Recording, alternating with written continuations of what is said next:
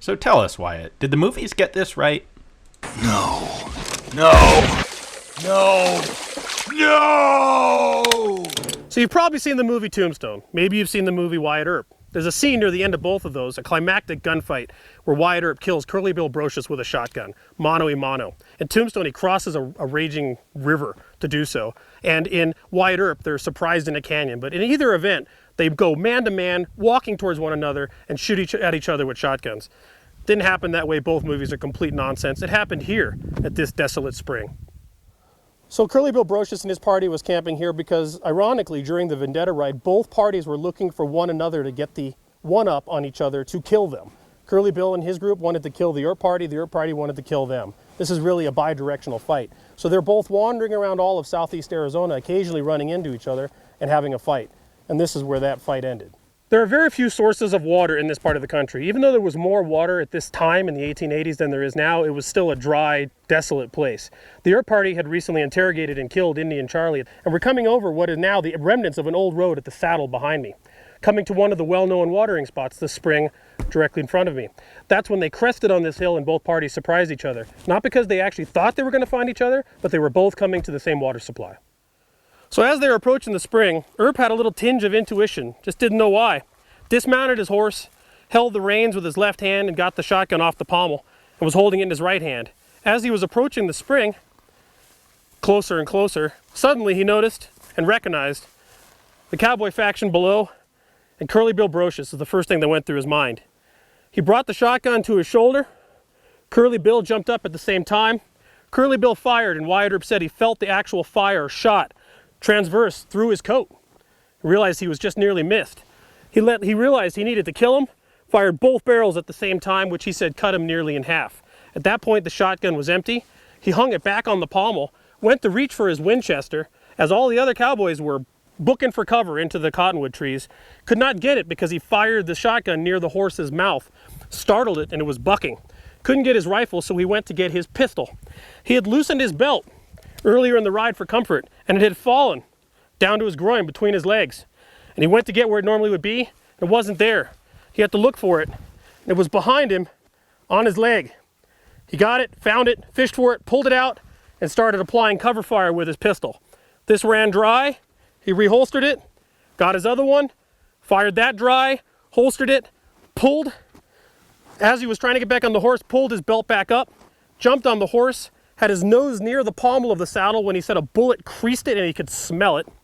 Was able to get back on the horse, was able to get the Winchester out of the scabbard and apply cover fire as he got the hell out of Dodge.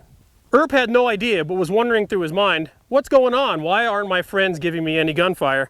And when the minute they saw the Cowboy faction, they actually booked. They realized they did not have the upper hand. They thought this was a bad scene, and they took off.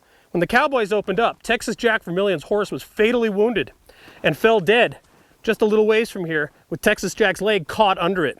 And at that moment, while this gunfight's ensuing, Wyatt Earp by himself, he was trying to get out from under the horse, finally pulled his leg free, didn't want to leave his gear behind, uncinched all his gear, put it on like a backpack, and ran. Everyone else got to what they called a rocky escarpment or ridge. There's some ridges and rocks over there. Got to cover and decided they were not going to reattack because they knew they were coming at this point, and they just left the way they came. So this is the approach of the Earp party to the ridge where, unbeknownst to them, the Cowboy faction was camping below. As they came over the ridge, they suddenly realized that those guys were there, surprising both parties. What the? What the? Ah!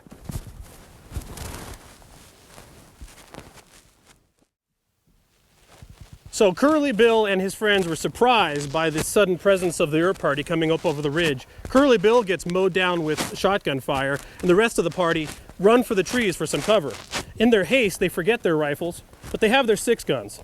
There used to be cottonwood trees out here. Right now, because the water's less, there's really just live oaks. But we're going ahead and moving in the direction they moved to get some cover from the Earp party.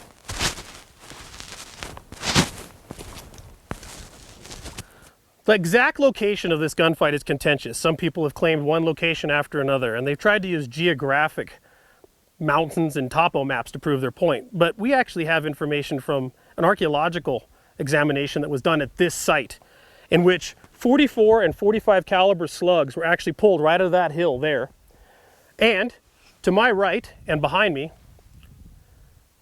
there were 4 horseshoes found with bent nails, meaning they were not pulled out manually. They were probably from a dead horse with a slug literally in the middle of them, probably explaining a dead horse.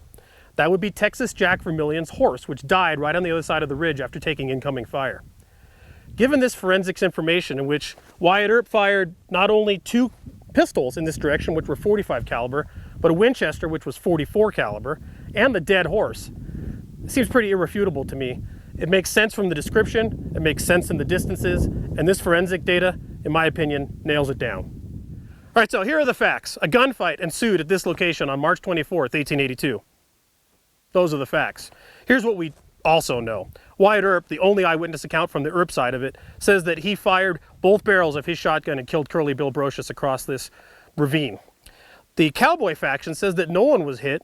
There was a gunfight, both parties left the scene, and Curly Bill Brocious evaded and moved into Mexico to never be seen again. Interestingly though, the Nugget, which is a newspaper in Tombstone which was allied with the Cowboy faction, put out $1,000 for proof of Curly Bill Brocious' death. The Epitaph, which was Earp sympathist, put out $2,000 for proof of him being alive. No one redeemed either one of those rewards, but Curly Bill was never heard from again. I'm inclined to believe that he did die here. We'll never know. This debate continues. Thank you for watching another episode of Old West Vignettes on InRangeTV. Please subscribe, tell your friends, stay tuned for more.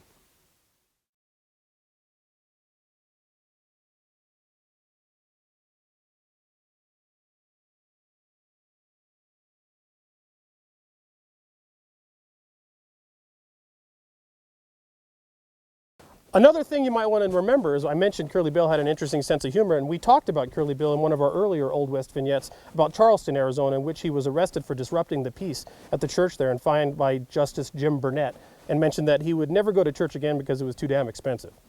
Check out that video as a follow-up to this.